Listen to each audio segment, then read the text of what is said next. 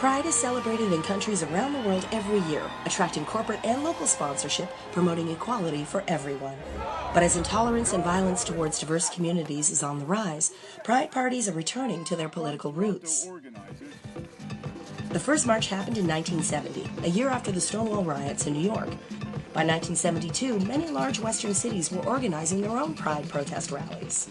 In 1978, the rainbow flag, originally designed by activist Gilbert Baker for the march in San Francisco, was adopted as a symbol of diversity for all Pride events. Also that year, Sydney held its first Mardi Gras, subsequently becoming one of the most successful and iconic global Pride events. Thousands of gay men and lesbian women today march for homosexual rights. During the dark days of the 1980s and 1990s, as AIDS ravaged the gay community, prides became a focus of grief and anger, with ACT UP calling on intransigent governments to respond to the growing death toll. The emphasis this year was an appeal for funding to help stop the spread of the AIDS disease. And LGBT visibility moved front and center across the media. At the same time, in response to the perception that we should live for today, prides also took on a more celebratory atmosphere, with celebrities showing their support. We must demand full equality for all.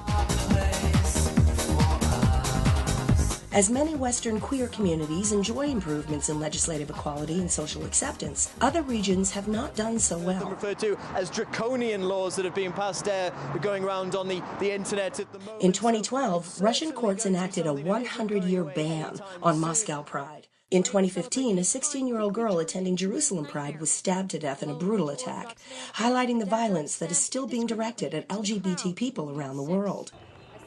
And in 2016, the Singapore government banned foreign sponsorship of the Pink Dot Festival, forbidding foreign visitors from even attending. A gay rights rally. Thousands have gathered, showing their support for the right to love the same sex. In 2000, World Pride held its inaugural event in Rome, drawing an estimated 250,000 people.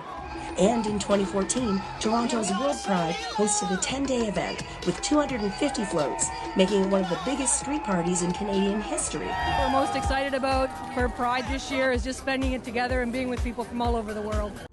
New York will be upping the ante when it plays host to World Pride in 2019, also marking the 50th anniversary since the Stonewall riot. Meanwhile, in response to the growing tide of global intolerance, a number of Pride events have ditched the partying in 2017 in favor of political protests, as the fight for equality continues. Well, that's all for now. Don't forget to watch our daily news bulletins throughout the week, and check back with us next time for more Pinksixty Entertainment.